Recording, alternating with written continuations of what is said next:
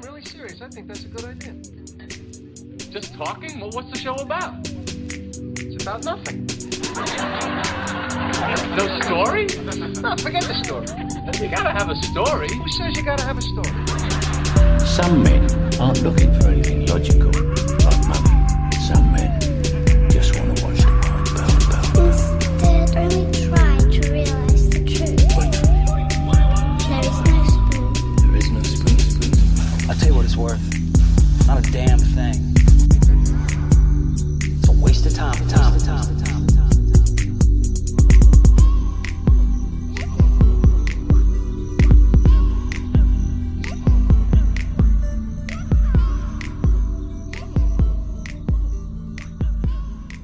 What's going on, guys? Welcome to Frivolous. Why are we whispering? Because we're being sneaky snakes right now. Are we solid snakes? Preferably, yes. Okay, so we're solid snakes and we're being sneaky. Well, we're stealthying. Oh, that's what we're talking about. Yeah.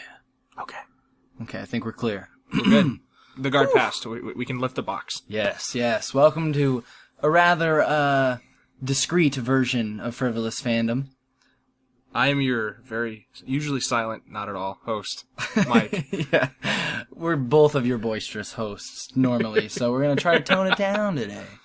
And just give you guys a nice little walk through something that we like to call, well, really, we didn't call it this, somebody called it this, the stealth genre of video games. Yep. It's a fitting time, you see, to talk about the stealth genre, because last week, a highly anticipated game came out and called Metal Gear Solid 5. I feel like highly anticipated might be the understatement of the hour. A huge understatement, right.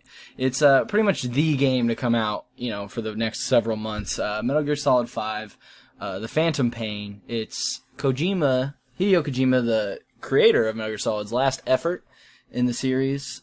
He said this many times, but I believe this one to be true because... Well, you know what? He's going to keep saying it. Right. As long as it boosts sales. I don't know the full details, but he had a split with Konami. So this is his last game with Konami, for sure. So he's like, no more. Don't know exactly how it works. I imagine Konami has the rights, though. Oh, of course. The thing artists is, don't get good control. You're right. I think he means it this time because this one completes the timeline. For those not familiar, the timeline's super convoluted, for one thing. But, You mean a highly fan-based Japanese drama with multiple decades spanning sequels?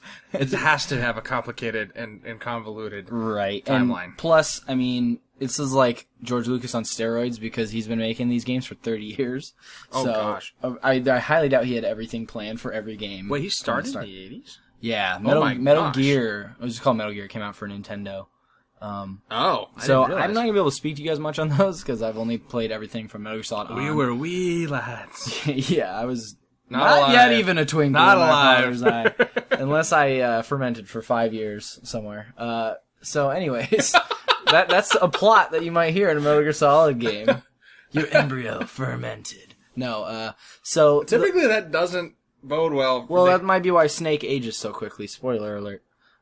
Is that why he's missing an eye? Yes. No. Not Okay. at all. And, it depends on which Snake. Big Boss Snake is missing an eye. But, okay, point being, the order of the games, it starts with Metal Gear Solid 3, because that was, the prequel.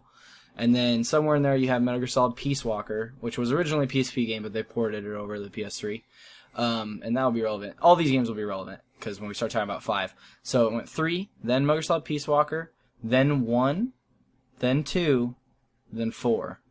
So 4, and this really is actually a good Star Wars parallel. I never noticed this, because 4 wrapped up Solid Snake's story, which was 1, 2, and 4 are his trilogy. Oh, okay. And then he has 3 Peace Walkers, and then this kind of completes Big Boss, aka Darth Vader's trilogy. So I actually just put that together right now. That's actually kind of sick. Wow, that's actually crazy. Right. Nothing is new under the sun, ladies and gentlemen. Right, and I highly doubt he ever has even considered that or was intending to do it that way, but apparently it's just a good way to do things. Well, you know what? It's good that for once a Japanese medium is unintentionally taking after a Western rather than the vice versa. Right, that's Hunger right. Games! Hey, it's not directly the same, okay? There's Battle Royale! There's no one named Katniss in Battle Royale. Thank you very much. That's just because they can't pronounce the Japanese lead's name. Well, it's funny because I hypothesizing a little bit here, but the whole thing with Big Boss. I don't actually think it's like ripping them off. By the way, I'm The whole thing with like Big Boss accumulating like a private military company or like an organization and like recruiting people to his cause like is less doable on old technology than Solid Snake's one-man, stealth missions. Oh yeah. Just like how with Lucas, it's like he had these clone armies in mind that was like, I don't even know how I would do that. Yeah, you can't. It's... Unless you want to pay like for a trillion extras back in that day or like do... No, you can't even animate that many people through claymation. But, so... No.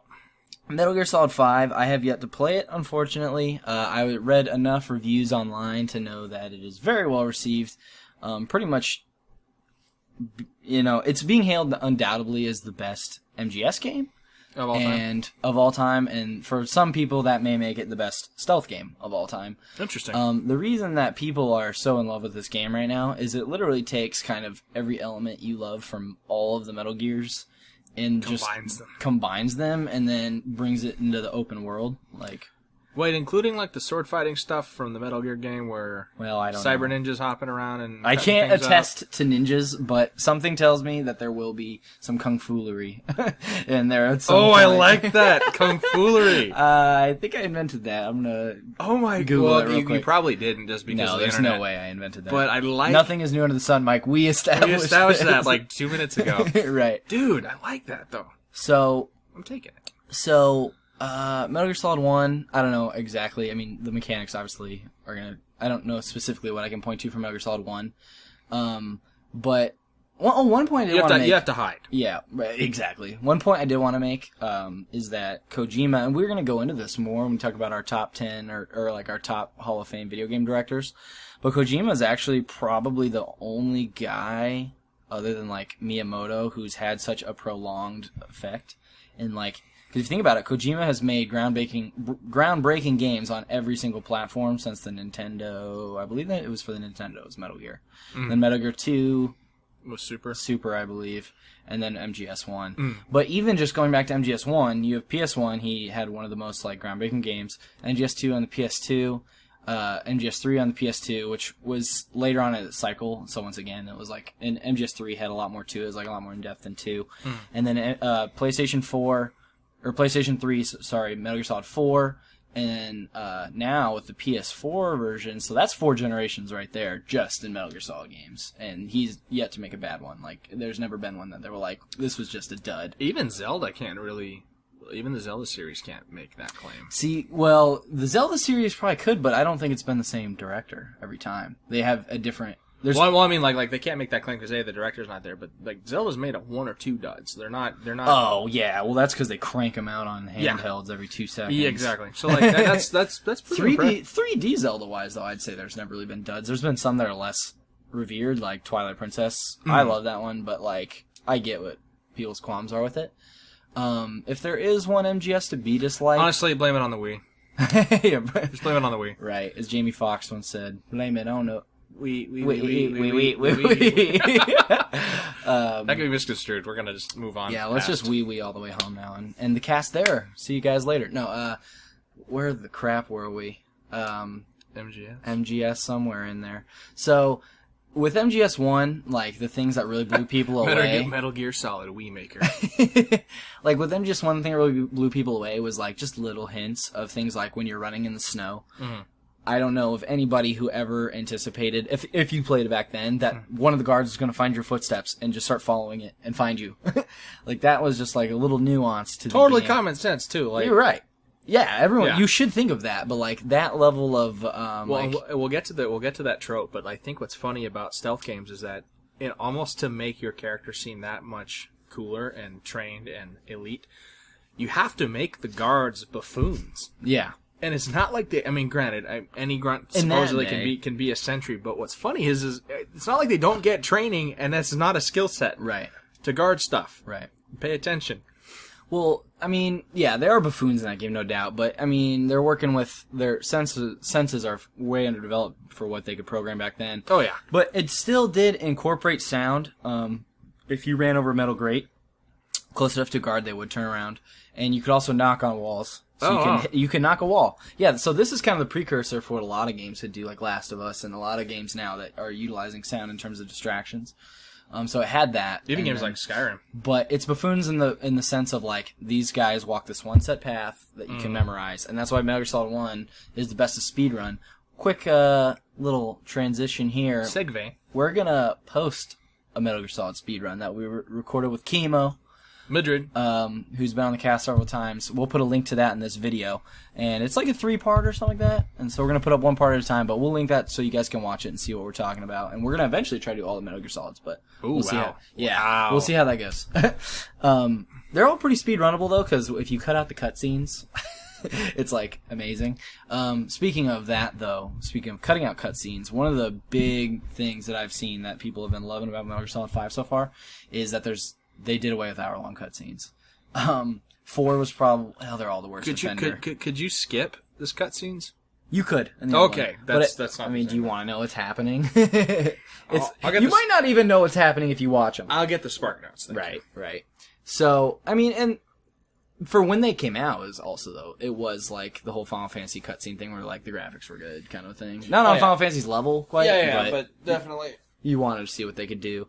But I guess the story just unfolds a lot more organically and within the missions themselves rather than just you're sitting there and then... I guess, like, to start the game, I think there's a little bit of cutscenery. But after that, once they establish things, they kind of just open you up to the world and everything just sort of unfolds as you go about it.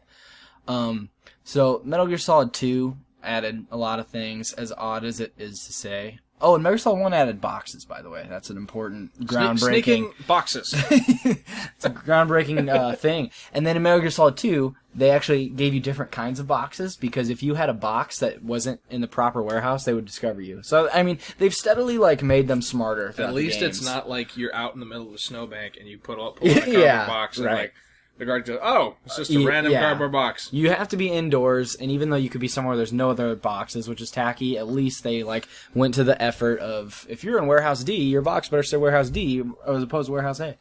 And then, as odd as it is to say, they added first-person views. That was not in Metal Gear Solid 1. They added tranks. I don't think you could tranquilize in the first one. If I recall. Interesting. Yeah, and so that's when all the mechanics with, like, stashing in closets or, like, dragging around the corners came. So much easier to kill them. Yeah. Well, I guess, no, you could drag them around corners in MGS1, but, like, places to stash bodies, like, came into play with, like, lockers and stuff in MGS2. And that's, like, the precursor to your Assassin's Creed stuff. And, I mean, a lot of games since then have done that, where you have to dump bodies. MGS3, the coolest thing that MGS3 did, in my opinion, is it added more depth to your camouflage. Mm-hmm. So you literally had like 20 different camos to work throughout the game. And so you had to kind of tailor yourself to fit the environment you're in, which is really cool. So you can't just be wearing like green camo in the snow and just expect them not to walk up to you. And it'll give you like a rating. Ooh. And then if you crouched in the grass, your level of camo would go off, kind of a thing. Or like if you were... You know, I think we have time for me to segue about this, but that actually like brings up one of my friend's complaints, because after serving in Afghanistan, he came back. He just laughs at games like that because camo doesn't make you hide when you're 20 feet away from somebody. Right. I mean, it's supposed to make you hide. Being obscured from view makes you hide. Yeah. Like, the whole point is that when you're on a hill trying to move undetected half a mile away, right, or a mile away, and someone's trying to glass the area, you don't stick out because the grainy nature of looking that far away doesn't give you away. Right. And so basically, that's what camo's for. Camo's so that you're not detected from a long way off. Right. You know, doesn't help you. That's why when people are like, that urban camo looks stupid. How would it work? It actually does work if you're like looking down a street. Right. And well, I mean, in MGS3, if you want like 100% camo, you have to be like in the dark. Like if you're just in the open, in like a grassy area crouched, your camo is probably going to be like 60-70% at the most. At least I will give it that. Like, well, you know, and that's not the same as a ghillie suit, which people do. That's different because now you're texturized. Right. So one of the cool things in MGS3, just on a quick side note, is you get a little alligator head, so you can get in the water. Oh, that's really swim cool. around, and you're just like a little alligator head. Nobody they wouldn't get alerted to you.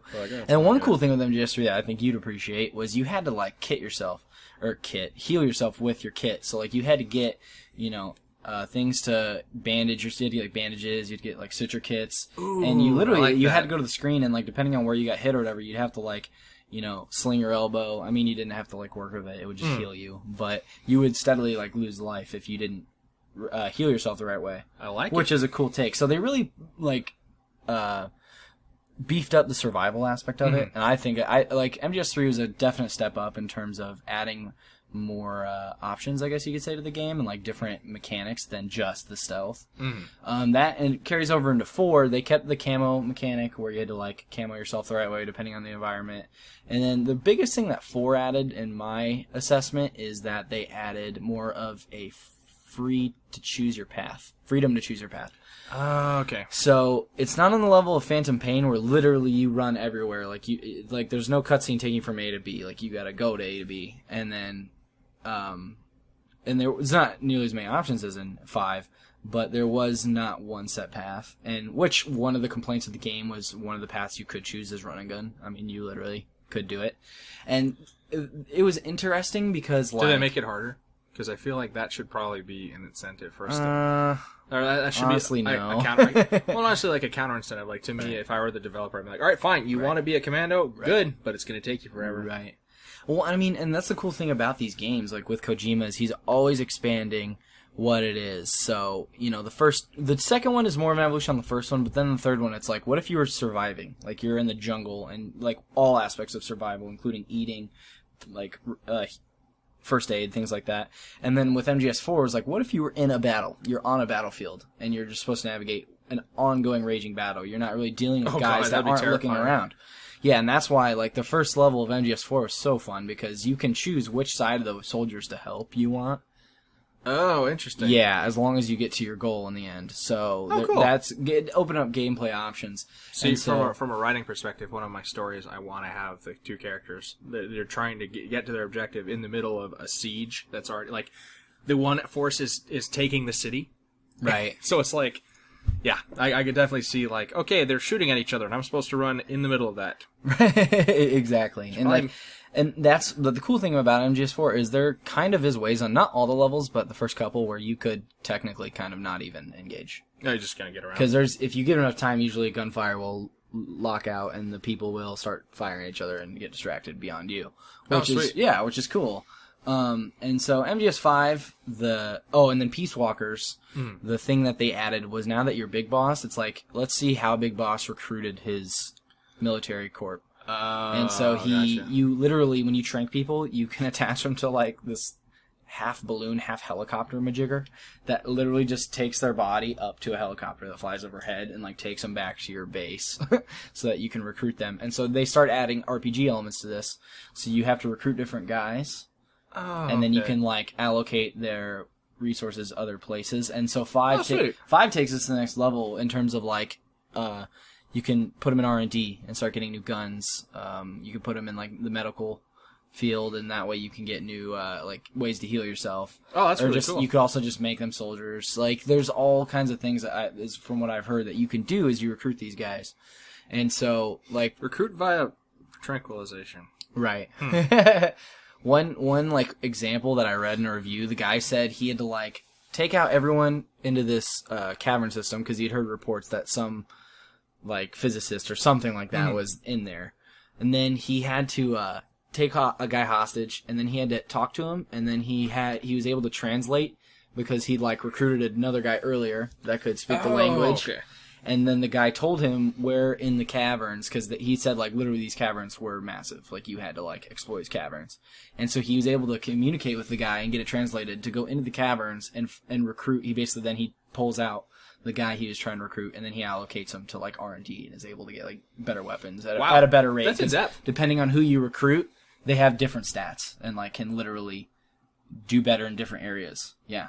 Wow. Yeah. And then you can go back to your base and just run around. You can go back to your base and build up your base, and like it's very much like the Assassin's Creed thing where you had to build up your town. It's kind of like that, but it changes the way you can approach missions. So like if you want to be more stealthy, you have to like research a different tree, so you have to recruit people to do that. Okay. And so they really beefed up the RPG element and the open world element. So MGS5, I can't wait to play it. I don't have a PS4 is the problem. Oh, yeah. So I am going to be rebuilding my computer soon. Yes, so. I'm having to buff up my computer for Fallout coming up. So yeah, I'm toying with a new hard drive. Why must they force our hand with amazing games? Yeah. So, I mean, I'm sure... Here's the deal. It'll be cheaper for me to buff up my computer. They will be under benefits rather than spending $300 and buying a PS4. Right. I know, like podcasting. Yeah. Well, really video rendering is the main thing. Yep. So that's what we'll say about Metal Gear Solid for now, because we have a ton of other series we want to cover and just talk about like what mechanics they introduced. And the fun thing I think will be like, where does these overlap? And it can be hard though, because we don't have perfect memories of when these all came out, but like vague memories. So, and also I'm sure we'll talk about Metal Gear Solid 5 again once I actually play it. Oh yeah. And keep you guys' eyes out for the speed run for Metal Gear Solid 1 and hopefully 2 and 3. Well, sadly, I just thought of like 3 or 4 stealth games that I know of that I've never played. So we're gonna do a part 2, but later, much later. By the way, I believe a speed run of 5 would be like the biggest waste of time. Oh yeah, because the whole point is like building up your crew. Oh yeah, and, yeah. And it's open world. Like you don't speedrun open world games. No, you can't. You explore them. You shouldn't. Yeah, you really shouldn't. Right. Like I remember for Fallout and for Skyrim, like Fallout New Vegas and Skyrim, you theoretically can beat the game in 3 hours. Right. But why would you bother? Right. Like that's stupid. So let's move on, Mike, to Splinter Cell. This is also like kind of always been sort of a what would you call it? A peer of Metal Gear Solids, because they're always compared, even though Splinter Cell is a fundamentally different game. It's very it's only mission based. You don't have free world. You can't go back to a place. You just kind of progress. Right. And I know some of I stopped playing these games after 2008. Right. So I know that. Did you ever play Conviction? No, I never played Conviction. So I can't speak to those games because I'm guessing those ones have a little more free world. And I know Double Agent had a little more of that aspect to it. But I played 1, 2, and then was Chaos 3 number 3, or is that number 2? I think Chaos 3 was 3. Yeah, and then Chaos 3. Okay. And so I played those 3. The first one was pretty simple, pretty rudimentary. You go through... It was more like... Because with all these older stealth games, I mean, it really is kind of like pattern recognition. Like you memorize a pattern, and then the joy was like executing... knowing what you know, like being able to navigate that flawlessly. And I remember for Splinter Cell 1, there were missions where you had to kill people. Right. So it wasn't like you could even do the pacifist run. Right. You had to kill people. I forget, could you stash bodies in Splinter Cell? Yeah, you kind of had to, because if they were dead, you would raise the alarm, and for some missions you weren't allowed to kill somebody, or they weren't allowed to get caught killing somebody. Right. Because I remember there's one in the Chinese embassy where that was the only mission in one where your chief was like, yeah, by the way, no starting a war. Right. Oh, okay. Right. Well, but they'll shoot me, man. You signed up for this. And to my recollection, it seems like one of the biggest things that Splinter Cell kind of brought to the genre was such an emphasis on lighting. Mm-hmm. Like, they really did a good job of making it convincing in terms of, like, using your lighting to your advantage. And it was also one of the first games I remember where you could shoot out lights. Yep. Metal Gear Solid 1, I don't even think in 2... No, in 2 you could shoot out lights, because I remember in one of the bosses you could shoot out the light. But they didn't really integrate it fully into where it's like a thing you're constantly considering. Which, honestly, if you were infiltrating a place at night, you would be... you're dressed in all black. You would be really aware of that. And so it kind of just gave that a little bit of an element of realism. And the other thing I really appreciate the Splinter Cell series for more than any other is I can't think of many others that have multiplayer. Yeah, the 2-player that came after Chaos Theory. And Chaos Theory, like, is my favorite because it was the most, I guess you could say hardcore, like it was the most in-depth while having that 2-player. And it was a lot of fun because they would, like, implement little things where you could, like, chuck each other up walls and things like that. I like the human knock out the goon cannon. You'd like do a combat roll backwards and send your friend into the car and oof! Right. And drop him. It's just perfect too. It's like you guard the corner in case someone's looking while I drag this body. Like it's just so satisfying when you can coordinate in that way. Well, I think it probably captures a little, I mean, I'm going to use this term very loosely, a little more realistic version of how these stealth missions go. Stealth missions don't ever have one person. Right. Never, ever, because you can't account for everything. Yeah, literally, you need someone watching your back. Like, there's always multiple variables. Right. Like, I'm sure somewhere there's a CIA operative or operator who had to do something by himself, but it wasn't that they do things by themselves, that they had to do things by themselves. I feel like 2 people would not be twice as productive it'd be. It'd be like four times as productive. Yeah. And so then with Conviction, they kind of like streamlined it. Their whole thing was they wanted to appeal to a broader audience. It's still an amazing game, don't get me wrong. It's just a little bit like Splinter Cell Light, I guess you could call it, because they had the whole mark and execute. So you basically just would sneak around, and then you could, as long as there's like 3 people in the vicinity, mark them, and then just hit the button, and it goes pew pew pew. Which can lead to some... kind of Red Dead Redemption did a little bit? A little bit, yeah. Which can lead to some dope situations where it's like, you get up on that balcony, you pinpoint those 2, I'm gonna go around these desks and pinpoint these 3, and then we're gonna simultaneously pew pew pew, which can be satisfying. Oh, yeah. But at the same time, it's not like... I don't think it had the replayability, necessarily, Gotcha. of the first couple, where you had to be a lot more arduous and, like, careful. Mm-hmm.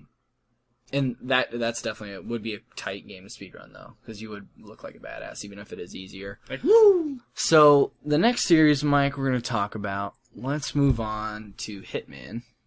Agent 47. So, the Hitman games actually kind of started this trend of choices. Mm-hmm. The Hitman game have always been kind of where, like, you know your mission, and you're put in an area that's more rectangular than linear, and it's kind of like, figure out how to get in there undetected. And so, like, Hitman's big thing was costumes. It was like... I gotcha. So you literally knock out, the busboy and, like, put on his thing. And now you can walk through and not be Detected. Detected, yeah. And then until it gets odd. Until you're, like... walking. Why is the busboy on floor 6? Yeah, right. And then which you better like See, for get me, the bellhops or something. This is so unrealistic because the people working at the restaurant It's still unrealistic. know who the busboys are. Like, Right. if I'm, or especially like, hey, go, busboy, go do something, and I just walk past, like, Right. hey. Well, to be fair, Hitman Absolution, which I think is the most recent one, they do look at you. If you don't act okay. busy and like make a beeline for where you're going, and not a beeline because you don't want to run either. That will detect you too. But as long as if you're not moving, they will be like, "Do I know you?" And like they literally say stuff like that, and will look at. And if they look at you long enough, they'll call it in. Gotcha. So they'll be like, "I've never seen you before. Like this is weird." Well, because there's one AMA Reddit thing where there a guy who actually does break into places was talking about it, and he says basically, you don't dress up as the maintenance guy walking through a construction zone. Right. You will get called out on it. However, if you're the maintenance guy on the executive floor, you might not. Careful, because if you walk by the secretaries, they do know who you. They do know. Right. They do know the maintenance people. They're the ones who actually ask for your help. But you might actually be able to go the through. secretaries have to know everybody because they're the ones actually doing things when the boss needs it done. But if you're a maintenance guy replacing a light bulb in a CEO's office, you might get away with that. You might actually. Right. Not any guarantees, but basically it's like costumes are only work if proper context. Right.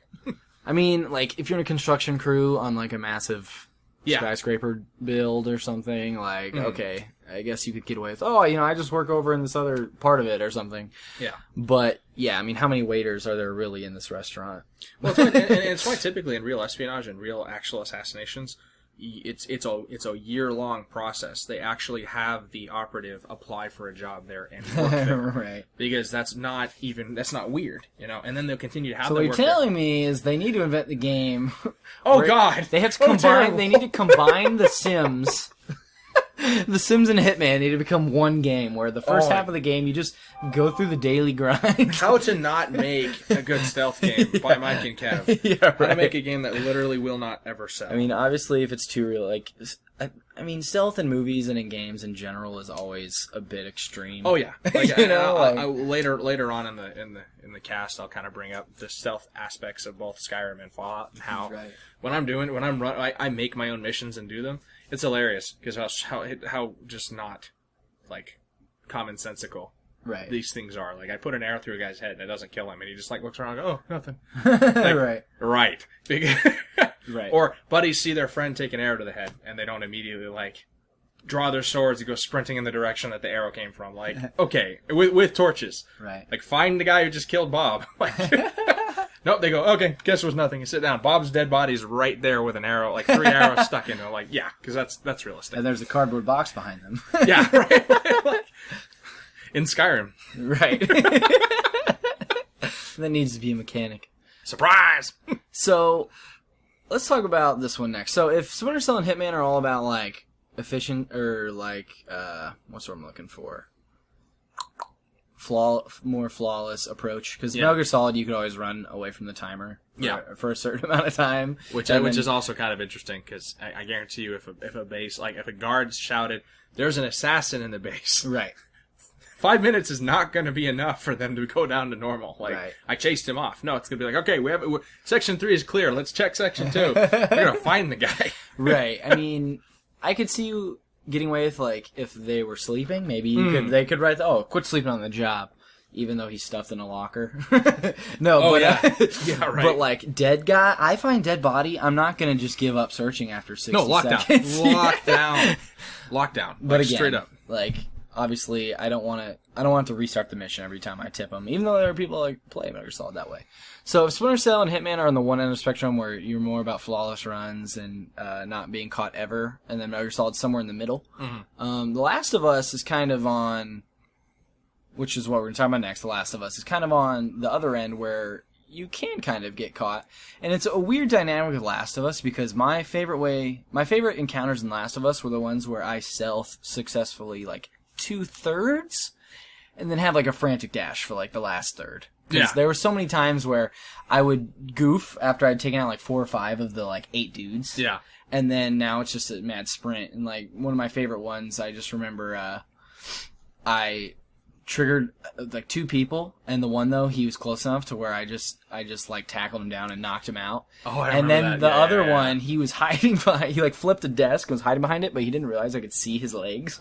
And you got him. So I shot his leg, and that kind of forced him to stumble back, and I just took out a brick and started sprinting at him. And you just beat him. Yeah, and I just smashed the back of his head with a brick. Wait, and was that the time that you were literally out of ammo? Yeah. Oh, I remember that. Yeah, that was... Because you were kind of like, should we go back a save and just get, like, not shoot people? Yeah, right. Or zombies, and it was like, no, we can make this work. We can do this. And then, Brick to the face. And Last of Us, I mean, is kind of overly tacky. It's like, how many times can you use the same bottle trick in the same room? But it's still a fun mechanic. You know, I'll argue not. Because in a world of zombies, stuff True. falling over happens because zombies. Right. And also, and the reason why I say that I enjoy more of the frantic conclusions to these encounters in Last of Us is because, A, you're just a normal dude in this one. Yeah, you're not some trained operative super soldier. Well, your mileage may vary on that one because, if I remember correctly, the main character has been a smuggler for like a good 2 or 3 years now. Well, his training has come post-apocalypse. Yeah. Like, he's experienced. Trained might not be the right Which word. is why, I mean, he's pretty dang good at beating people to a pulp with his bare hands. You know, like, I buy that. But being that it is the end of the world scenario apocalypse, I like it being a little messy. It fits the vibe of the game more. Step 1, grab opponent. Step 2, grab heavy object. Step 3, bash said opponent's head with said object. Right. Step 4, repeat. Step 5, profit. Right. It's just... To me, hitting a dude over the head with a brick fits an apocalyptic feel more than choking him out. It fits war much, much better. Honestly, like, ask any actual jiu-jitsu practitioner or submission wrestler, not the one who's like, oh, our system's the best. No, ask a guy who's done the tournaments, who's actually trained, how long it takes for someone to get choked out while they're using a rear naked or a triangle. Right. It's at least 30 seconds. Do you know how many times I can kill you in 30 seconds if I have an object with my other hand? So choking's fine, as long as you've pinned down their other limbs. Which is tricky to do. Yeah, if there are weapons nearby, or even more importantly, if there are friends nearby. Right. Because you've just tied up your limbs to apply the choke. Right. How are you going to defend yourself? So, I mean, like, the choking thing is great, but... Not enough eyes get gouged out in movies. Dude, and granted, to the comment I've heard back from jiu-jitsu people, and they're right, if it's a life or death situation, I'll give up an eyeball so that you die. Right. But if you can bash them upside the head with a bat versus choking them out, do it. just hit them and keep swinging until they're not moving. I mean, that sounds brutal, but it's gonna be better faster. than you. Yeah, and you don't lose an eyeball. That's the important thing. Right. Yeah. And so Last of Us obviously like played up more of the survival aspect of it. And you couldn't really drag bodies, so Last of Us was kind of more... It was open, and you were free to approach it anyway, but there were still certain it fell into certain patterns, like depending on which way you went. Because you couldn't really move bodies if I don't... I'm pretty sure he could move bodies. So it was like, I didn't Yeah. make sure because I know he's going to walk in a L shape behind that wall. That's when I need to choke him out, kind of a thing. Well, the other thing, too, is if anybody here thinks it's easy to drag a body, have someone lay there and not move. There's try no to pull efficient way to get leverage on the weight. Unless you're going to physically pick the body up, and okay, I believe you if you say you're going to pick up a dead body without any hesitations or the two things that weigh more than normal weight is dead weight and water. Like I hate just trying to transport water in any fashion, even if it's in a nice little jug. Just don't like dealing with it. There never isn't a nice little jug with appropriate handles. It's always one of those stupid wire handles that'll like and then the object destroy bends. your It destroys fingers. your hand, and the bucket is bending. So now you're afraid of and it. you're sloshing. There's Like, never a no! lid. There's never a lid for the bucket. No, ever. Ye who ask us to move water. So that, and then kind of also on that end of the spectrum where like you kind of just make it work. And I'm honestly okay with that. Last of Us a couple of times I'd be like, oh, I want to be stealthier and go back and do it again. But as long as I ended it on a cool note, I was willing to work with it. See, I want to make the game where you can basically like pop up and be like, hello, to the last person, be like, no one's here to help you, and then take him out. Right. Scare the crap Well, out of him. on that note, Arkham Asylum /City /Night. And again, I haven't played Night. Sad face. Tear. I've actually heard it's one of the best Batman stories Really? of all time. Yeah. Period. The only really complaints I've heard about that game are Batmobile, which is like, it's cool, but I've heard it breaks the game a little bit. right, Like exactly. you just zoom around Gotham with this like bat tank thing. right. Oh, especially and it after, pushes like the believability of him not killing people. Like, I get that they're not bullets coming out of his tank per se, or like cannonballs. I'm sorry, I'm an EMT. A beanbag out of a tank is gonna If you cut get through hit you. by a beanbag that is shot with enough force to destroy a brick wall, you will die. Right. If you are hit by a tank going faster than 10 miles an hour, You will die. you will die. Not if, will. Like, Right. So, the thing about the Asylum games is they're unique in that you're Batman. I mean, I know that sounds stupid to say. I'm Batman. But, like, I can't think of many other stealth games where you get to perch on gargoyles and throw remote-controlled projectiles. Or scare the bejeebus out of your victims. Or fly. Is there, like, I don't even know if there's another stealth game where you fly. No. Glide. Well, we'll get to the one where you can. But if you grapple hook properly, it's basically flying. But Batman is kind of the same way, where it's like you have these rooms and go. Yep. You just got to knock everybody out. The best way to go about it is up to you, and it's basically like experimentation, trial and error kind of a thing. Mm-hmm. And the thing that makes the Batman games so cool, though, really is that the Batman mechanics don't really have a direct parallel. I mean, it incorporates sound and lighting and like certain things that these other games do. But honestly, you have fear. You actually use fear as a weapon. Right. And I mean, I'm sure some other games. Right, kind which of, was I was going to tell you. If you have the last guy, I mean, don't be too cocky because he will shoot you to death. But there's always that split second where if you land right in front of them, they will piss their pants and like kind of like cower. And then if you don't attack, they're like, wait a minute. And I have a gun. Yeah, I should right. probably shoot things gonna beat me to pull. Right. Or, severely break my shoulder, crush my pelvis, Right. knock me out and leave me over a cliff, which we've done. Right. We've killed people as Batman. Right. He didn't have a choice. Yeah, if I slam you face down into a puddle of water unconscious, I'm sorry, but you're going to drown. Yeah. That was like the one thing everyone always made fun of with Arkham Asylum when you're in the sewers and Batman just punches the back of their head to knock him out and doesn't flip him That's over. severe brain. Okay, so you have severe brain damage on top of the fact that now he's breathing water. Oh, he's willing to positively shatter joints, by the way. Oh yeah. Well, my favorite one is where he takes the right shield and slams it down on their neck. Hold up. Time out. Oh, yeah, right. You are dead. If he didn't decapitate him, he just crushed their windpipe. I forget how much it only takes like 15 pounds of pressure to like completely seal a trachea or less. I can't remember if it's 15 or 5, but it's not much weight. Right. It's really not. That's why like when you're supposed to be fighting, you have your hands in front of your face and your chin down. Right. It's to prevent you from getting knocked out, but it's also to protect your neck. It's why we have big Adam's apples. Right. It's a really dangerous, threatening part of your body that Right. you shouldn't have sealed. It's bad for you. Right. One of the cool things, by the way, just a quick note, for Arkham that I found was cool. I mean, I would say it's mechanic light, sort of. But one of the cool things is if you throw a remote control batarang and take the time to curve it around the back side of them and have it hit them from the side where you're not, they will look. Like, whichever side the batarang comes from is where they're going to go look, which is a cool little thing. I didn't expect that to be in there, because I was like, wonder what happens if... Because every time I would throw a batarang and hit a guy, if I didn't act quickly to knock the rest out, they would come looking in my direction. Yeah. So I'm like, what happens if I curve this around the back of them and swoop them from the side? Ding. And they totally run the other way. Now you have free reign. But I can't think of another stealth game where I got to use... Man, what do you even call the thing where it like launches the two cables and you just go careening? Like, oh yeah, no, I'd never. and I kicked a guy down a flight of stairs onto his noggin and knocked him out. Like, I can't think of any other game and probably where I did that. And killed him. Or I can't think of another game where I used gel remote explosive that I waited till the guy walked over and blew him up. Which also doesn't for some kill reason, somehow. Kill him. So Details, Mike, details. Suddenly you care about reality in your comic book games. I must say, like, this is... But, okay, this isn't even Loki Pokey Stick, though. This is actually, This is fair. This is a fair complaint because of how Batman's lore is supposed to be. Right. Yeah. And, by the way, why are his batarangs blunt when you hit a guy, but yet they can, like, stab into walls and stuff in, like, every movie?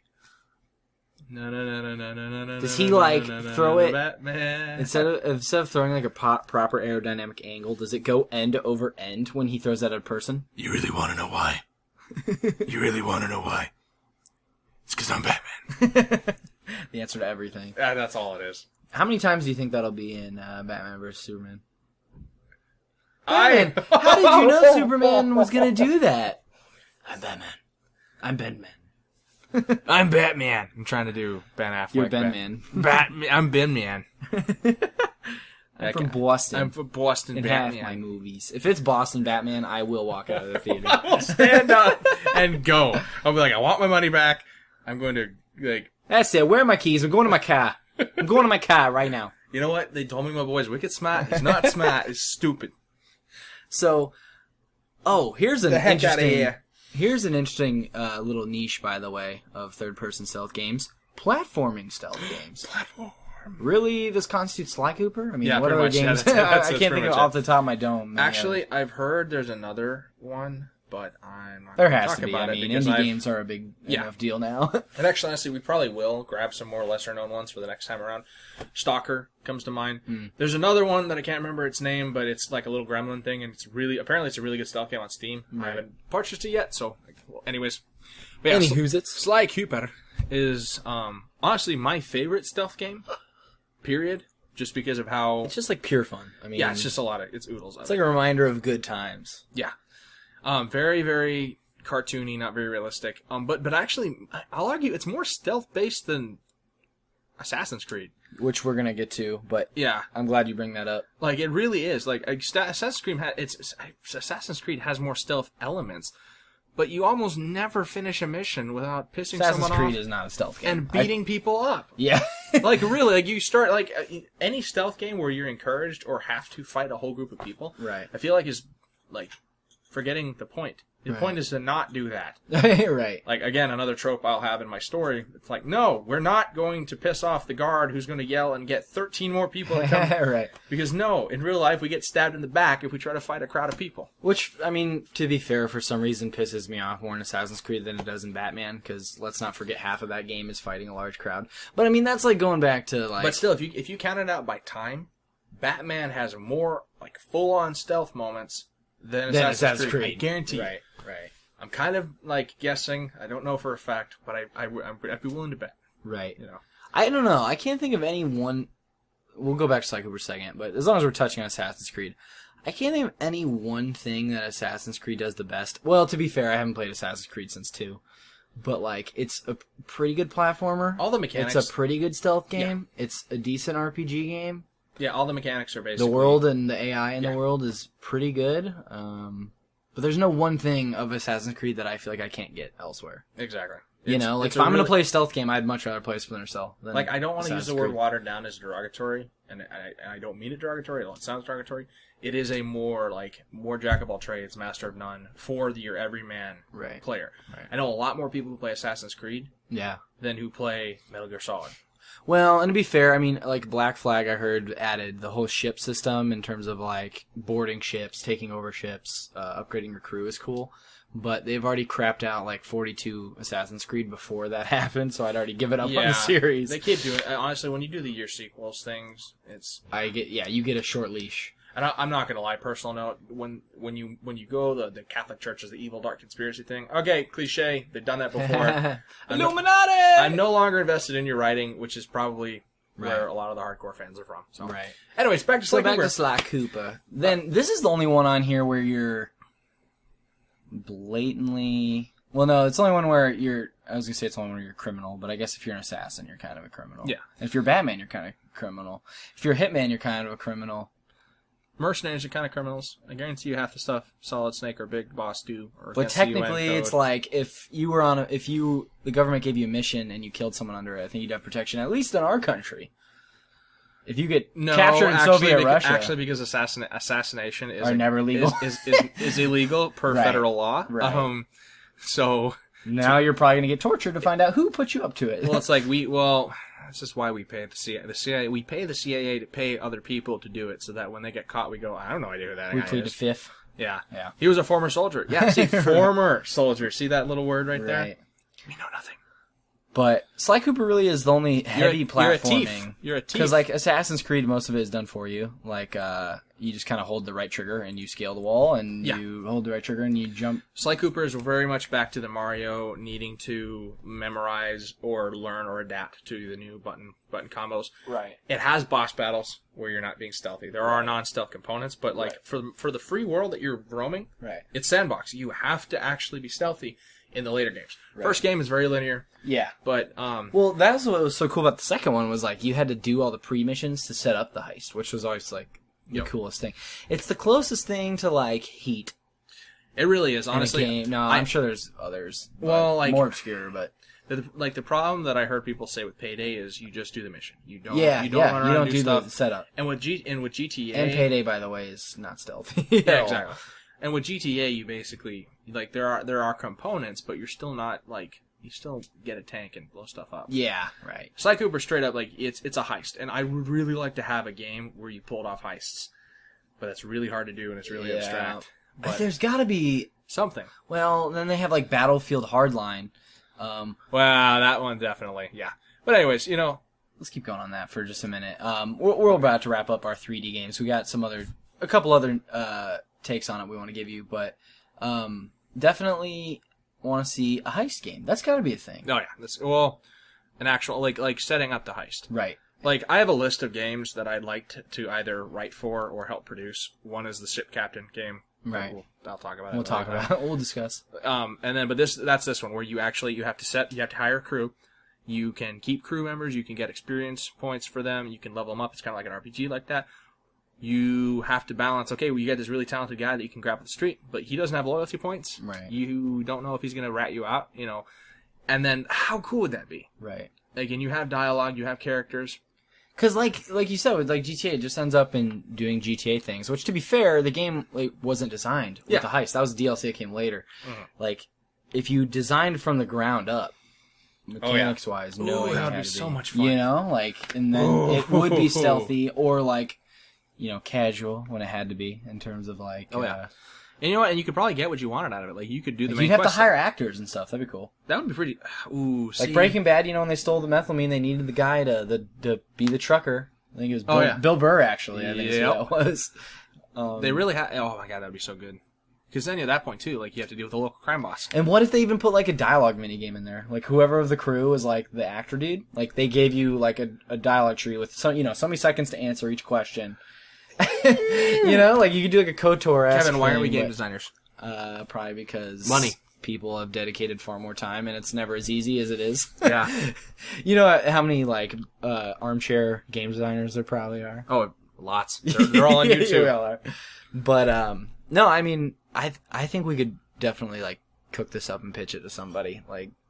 If it's not already in the works, which wouldn't surprise me, it's got to be.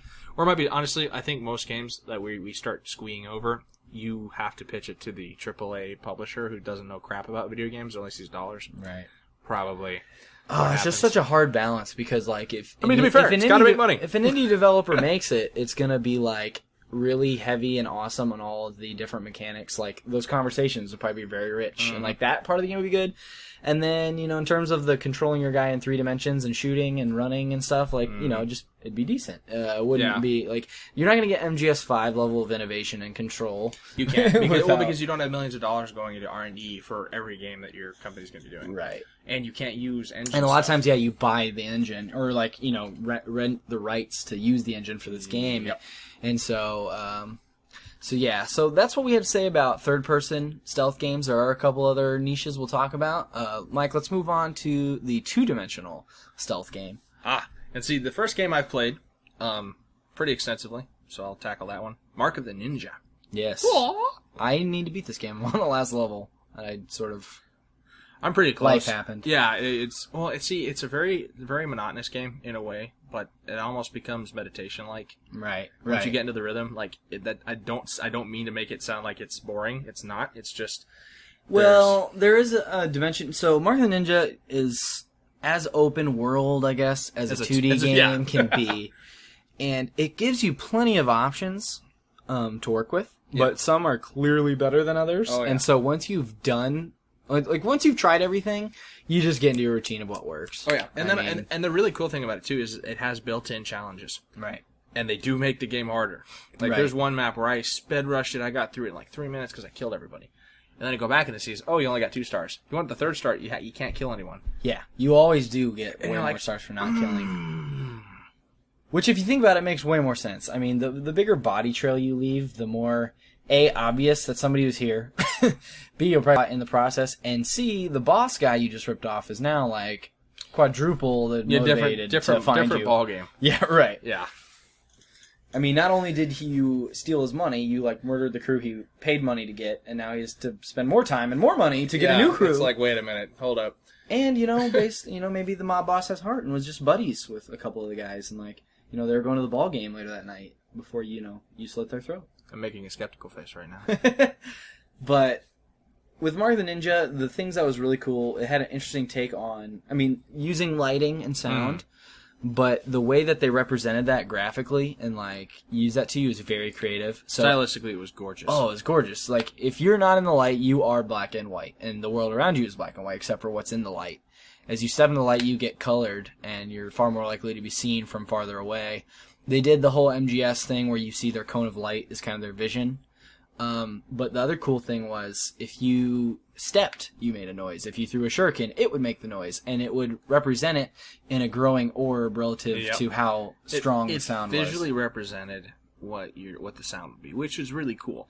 And, we'll get to this in the next segment, but I think that's another thing that makes 2D more feasible than 3D, or first-person 3D, rather. Right. I can show the sound orb. Right. And honestly, I feel like stylistically, well, they did a wise choice. They didn't go 3D. I don't know. You know what I'm talking about? You have games like Shadow Complex where it's a 3D graphics and character models in a 2D plane. Yeah. They were smart and went full 2D. Yeah. And like a cartoon style. Well, and stylistically, it just captures you. It just brings you in. Right.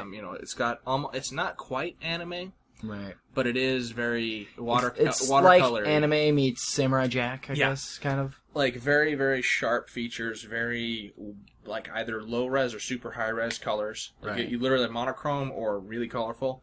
Right. And your character's a ninja with, bright red tats. And so the contrast is really awesome. And the combat, honestly, is very balanced to me because if they don't see you, you're unstoppable. Right. The moment they look at you, though, it's like, oh. Well, but then there's a fun little mini game where if you drop behind them, you have to click and drag the way it tells you, and you have to react. And if you do it wrong, it's a messy kill, and the guy will scream and make a huge bubble, which is really cool. And then there's more streamlined kills where you simultaneously kill them and drag them underneath the ground into the grate or whatever you are, and you can do the whole Batman thing where you descend vertically and snatch them up and hang them from the post. And that drags attention away. So, And There's definitely lots of options. I don't want to underplay and the it. fear component's really cool too. If you like hang a dead body, and it's a tier 1 goon, they look at it and go, "Oh my god!" Drop their gun and run away. Right. Eventually, they can recover. Some the of courage. them though, it kind of hurts you. Like that mechanic does end up Yeah. biting you in the butt, which is cool because like some guys get motivated. Like we were talking about, Yeah. like why is my homie dead right there? Like, I'ma get you. Or I mean, more realistically, they're probably like, I just don't want to die. Let's find the thing that killed Bob But and kill it. the thing with 2D stealth is like Mark the Ninja did a great job of being creative and providing a wealth of options to you in 2D. I don't know if there's a Mark the Ninja 2, but I think they'd be hard pressed to make something that's as fresh. Last I checked, the developer said they're moving on to other stuff. Yeah, because I don't honestly. It's hard to know. You can't just keep providing more options. Like MGS5 in these games is getting to the point where it's almost do anything. But how do you do that in 2D? I guess is my... You can't, honestly. I feel like it's really good. It fills a niche. It's a fun experience. It's a good 10-hour game. It's a good 10 hours. Yeah. And you're going.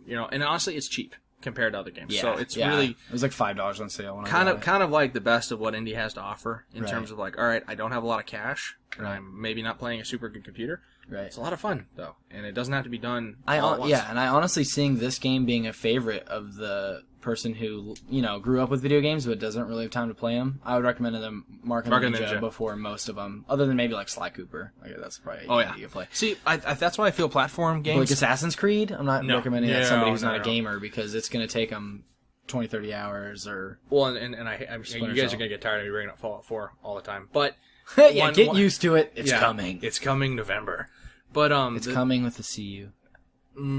I hope not. No, too much? I mean, it's true though.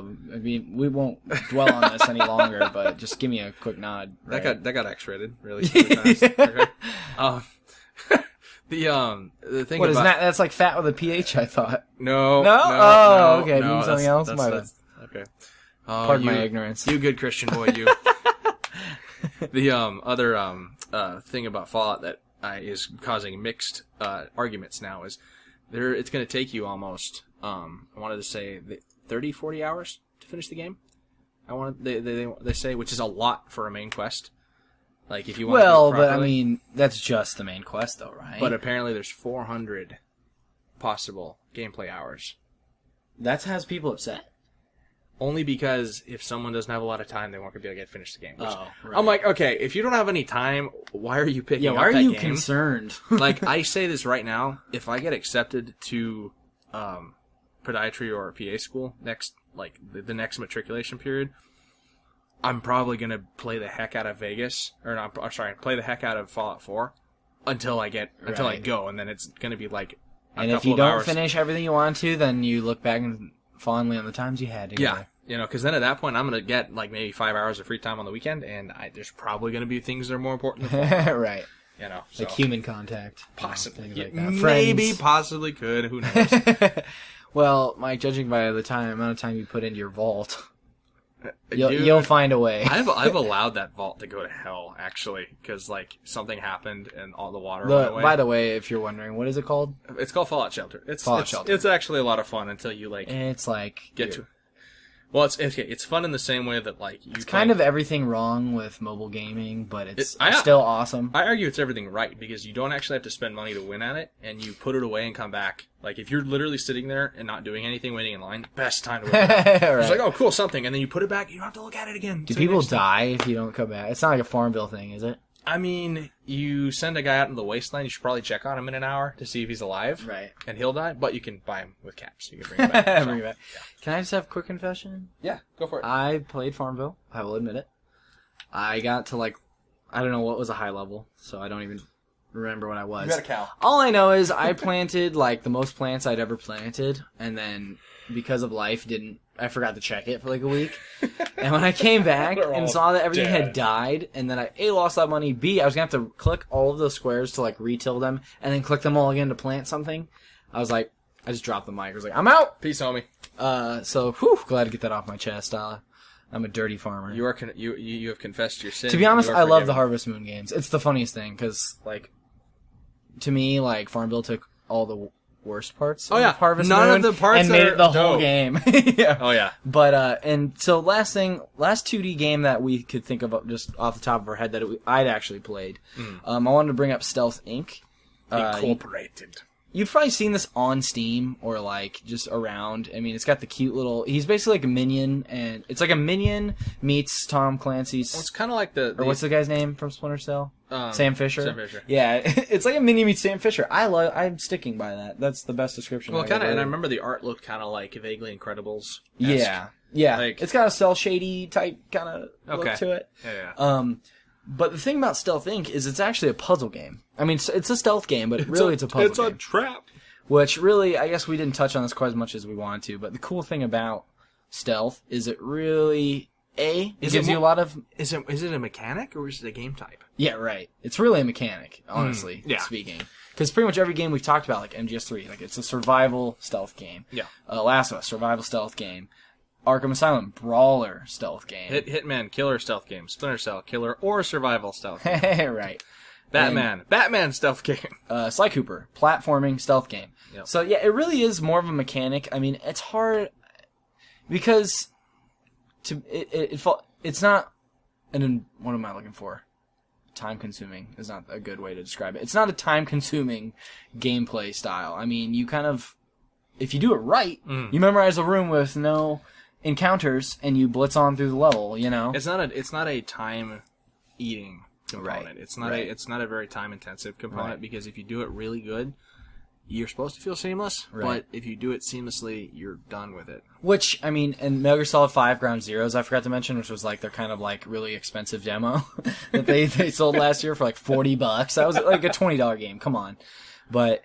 The big knock on that game was it's one level, but what they were trying to showcase was that if you take your time and experiment, it's like a 20 to 30 hour experience for one level. Wow, that's crazy. Right. And I think you can unlock a couple bonus levels, actually, that being said.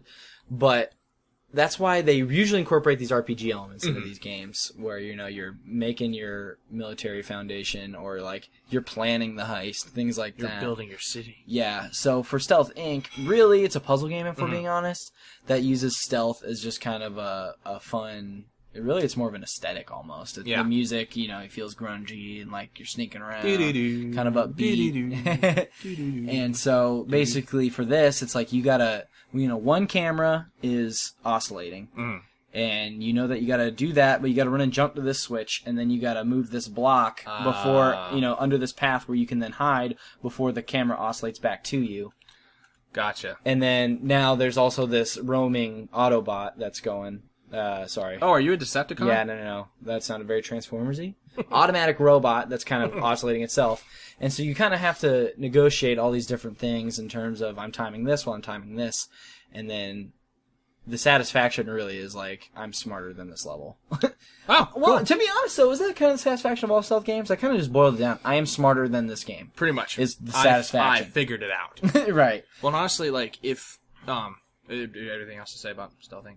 No, it's totally fun. If it's either ever free or like $2, Snag it. and you like puzzle games, I would say that more so than stealth games. Pick it up. Well, honestly, I mean, there's not much to say about puzzle games except that the puzzle component's actually a huge part of Splinter Cell and Sly Cooper and Arkham. So Right.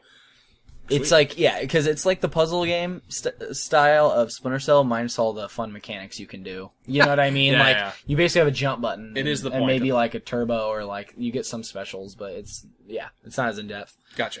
Well, you know what? This brings us to, at least, and Kev's heard me complain about this a lot, my area... I agree. Area of desire is I want a really, really, really good, juicy, tasty first-person stealth game. And granted, I will say, I have not played either of these games extensively. I've played a little bit of them.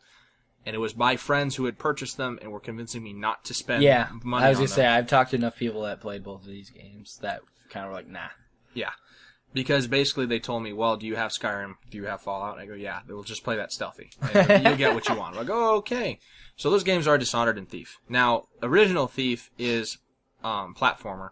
And we're not talking about that. We're talking about the new Thief that's been reduced, or the newest Thief That's game. been redacted. I'm sorry, not released. I didn't have to say reduced. Okay. Yeah, released. It's been reduced to a stealth game. Yeah, and Dishonored, which basically was supposed to be Thief's spiritual successor. The big complaints I heard about Dishonored, if I recall, was kind of like the chosen one at the time. Like, Yeah. it was really hyped up. It was like, this is finally the first-person stealth game that you've been wanting. And they've made a sequel, which people are kind of excited for. So maybe they. I guess the hope is, because I know there's good things about Dishonored. So Yeah. I guess the hope is like, hopefully now, because they were trying to do some new things. So hopefully now they've boiled it down to what we liked, and are gonna know how to implement that better than they did before. The problem with what I heard about Dishonored is I couldn't decide if it was a first-person Assassin's Creed with superpowers, or if it was a stealth game. Like, Right. it kept going back and forth, and those two are very different. Right. What I heard about Thief was Thief became so repetitive, so boring, because it's the same tools. They don't make it exciting, and aside from speedrunning, there really wasn't much to do post-game. Like, you got it, And that the storyline was utter garbage, but...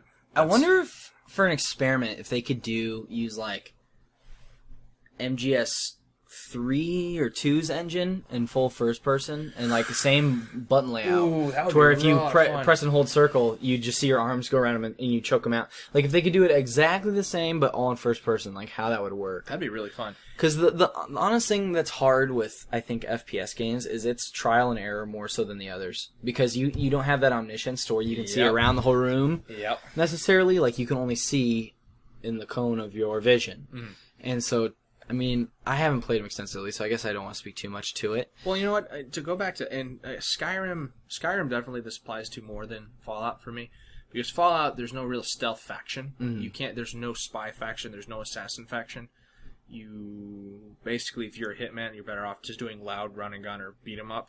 Right. But there's stealth components. The thing about Fallout that stealth makes is it's a mandatory for a shooter character. I'll argue if you want to get maximum effect, because it lets you get close to shoot. Or if you're a melee character, you have to get close to shoot. Right. It's just useful. It's a tool. It's not a point. And you can sneak weapons in places. But unless you're trying to do something sneaky, then Right. it's not really. It's definitely more of a minor component in Fallout. Although it has diminishing returns. Early game stealth is really important because then you can get by things that'll kill you, or you can take advantage of stuff. Right. It makes things easier. Later on, I mean, a stealth character just doesn't do preference well. later on. Exactly. It just doesn't help you. Like there are some bosses where you can't hide. So what's the point? Bosses inherently you can't hide. And granted, this turns into a problem in Skyrim too, because I've never seen anyone stealth kill anything higher than a normal dragon. I've never seen it. I'm sure there's some mods, and I'm sure somebody's got really lucky. Right. But you can't. In late game, stealth is either super broken for normal NPCs, but useless against bosses. But anyways, I The digress. other reason that Skyrim is so hard to be stealthy in is because every time I watch somebody play it, they're shouting constantly. Oh, see, there are stealth shouts. Oh, you know what I'm talking about? And they go flying. Well, there are stealth shouts. Oh, really? There really are. One turns you invisible. One makes you phase out of the universe so that you can't interact with anything. You just run by enemies. Really? One causes... That's cool. One's Cheap, but cool. One's a distraction noise. And so you can get enemies to go over there. And it's really useful for the Thieves Guild. And in the Skyrim universe, there's the Thieves Guild questline, and there's the Dark Brotherhood, which are assassins. Both very, very stealth intensive. And there's a level in Skyrim where you're boarding a ship. Spoiler alert, although I feel like I don't have to say that. It's been out 4 or 5 years now. Where you're sneaking on to murder the Emperor of Tamriel. You sneak onto this boat, and you go through and wipe out his Praetorian Guard, if you so choose, or you can just sneak by him, and you kill the Emperor. It's so cool. And there's another area... You embrace the dark side? Pretty much. Well, I mean, you become an evil person, or at least dark. Right. If you're the Dark Brotherhood character. But for me, there's the first-person stealth games that I want are going to embody what I like about... For Fallout 3, this doesn't really happen. I say it's ironic, by the way, that the best first-person stealth games aren't really advertised or designed, to speak, to be that. It's just a really well-integrated mechanic. Right. In Fallout 3, there's a supermarket. You can sneak through, and you can basically... I think I've talked about this before. You sneak through, and you see that there are raiders. Yeah, I've been in that supermarket, actually. And you can take them all out, and you're like, cool, I've taken them out, and you're pillaging. The moment you open up a safe, the rest of the raiders come home. And you know what? If all the dead bodies are there, they go, all right, where is everyone? And granted, it's scripted. It's not, the NPCs don't know. It's like, hey, where is everybody? Says on the loudspeaker. And then they start looking for you. And that feeling right there where it's like, okay, cool, I have to quickly ascertain where they're coming from. What the best way? Do I sneak around this way? And it's really awesome. The only other map that's kind of like that in New Vegas is there's a casino that's taken over by convicts, and you can go through the front door and shoot them up. My favorite way is to go, because it's got a roller coaster. It's the Bison Steve Hotel and Casino. You can go up the roller coaster loops, take out the 2 or 3 guys that are up there, and then enter from above in the hotel, and work your way down. And while you work your way down, you can wipe them all out, and there's no problems. Right. And for Skyrim, because apparently nobody goes up floors in this world. Or better yet, all rivers flow downstream. Well, who's expecting an attack from up there? Right. You're coming through this way. And for Skyrim, there are several. I'm just say Thieves Guild and Dark Brotherhood like maps, but there's a situation where you have to confront some pirates, and you can sneak through their cavern, and it's really fun because you take out a guard with your bow and arrow, and then there's like 4 or 5 of them, and you can just wipe them out, and you watch them freak out. I'm not doing it justice because we don't have enough time. Right. But, to me though, first person though, also in general is harder to like. It's more of a thinking man's stealth than like action will always thrive better in third person. I mean that's all there is to it. Yeah. First person's more like, I used my bow and arrow and aimed because that's the whole point of first person is that it's a good mechanic for aiming. Yeah. And so, but that could be a fun one, using like the bottle mechanic from Last of Us. I mean, that's just an easy way already to aim and chuck the bottle. Oh, yeah. Well, and honestly, I think the other portion too is you have to really, really do your due diligence on time period and mechanic. For a ninja game, I'm sorry. You make a ninja game with a gun, I'm out. Yeah. I'm not, Which, by the way, quick... And by gun, I don't mean musket. I mean, like, actual gun. Quick retcon. We should have added Tenchu to third-person stealth. Oh. I didn't want to speak on it too much because I haven't played it since... I think it was the second one that was on PS2. And so I only have, like, vague memories of it, but I do want to give it credit because it's one of the funnest multiplayer stealth games I've ever played. And totally channels into that, like... We just synchronized our assault perfectly. High five, kind of a thing. Definitely ties into that. So, I don't even know if they've made one in a while. But definitely, if you're a retro game fan, definitely check out the one for PS2. I wish I could remember what it's called. Yeah, episode 2, something. Yeah. But, Mike, let's just end it on this. Let's just say where we think the genre is headed. Obviously, I think more than any other thing, options. Yeah. I mean, open world for MGS5, the reason everyone's raving so much is because they're realizing how well it complements the stealth mechanic and the fact that it brings replayability.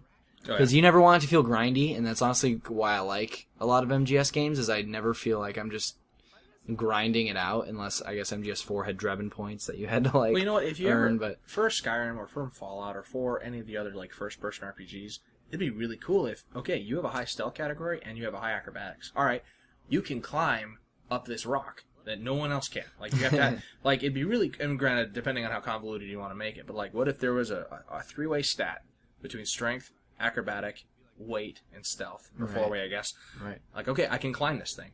And then if you're stealthy, I can do it quietly. Versus like, so if you're a big bruiser, you just can't use that method. You have to beat people up to get very much leave it up to the player. I think that's the challenge with a lot of first person. First person, you'd very much have to leave it up to the player and their creativity and how they're going to approach it.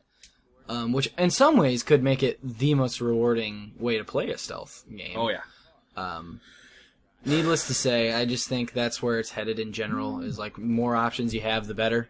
Batman's shown that, Hitman's shown that, and even the more linear games like Metal Gear Solid and Splinter Cell are steadily getting more variation in how you can approach a room and how you can approach getting through it. I still do think it will be a mechanic. Right. Only. Right. And because honestly, the purest stealth game is Mark of the Ninja, I would say. And it gets old after, 8 hours. Yeah. You have to, you're going to have to spin one hell of a narrative. It's going to have to be a good story, yeah. Really, really good. Or you're going to have to make each experience so novel that people will keep coming back. Or keep doing new things. Right. So, So, we hope you guys enjoyed the discussion. Let us know if you play MGS5, because I relish in hearing the tales that people tell me already. Hey, if we miss stuff, shout it out. Yeah, definitely. Comment. There's no way we didn't miss some games. I know that our 2D section and our first-person section, especially the first person, was a little bit sparse. Bit light. But to be fair, I think that the genre has seen the most, the most games, but also the most growth, innovation in the third-person games, and it's Yeah. it's what I prefer. Yeah. So, thank you for listening, guys, and take it easy. As always, like, comment, subscribe.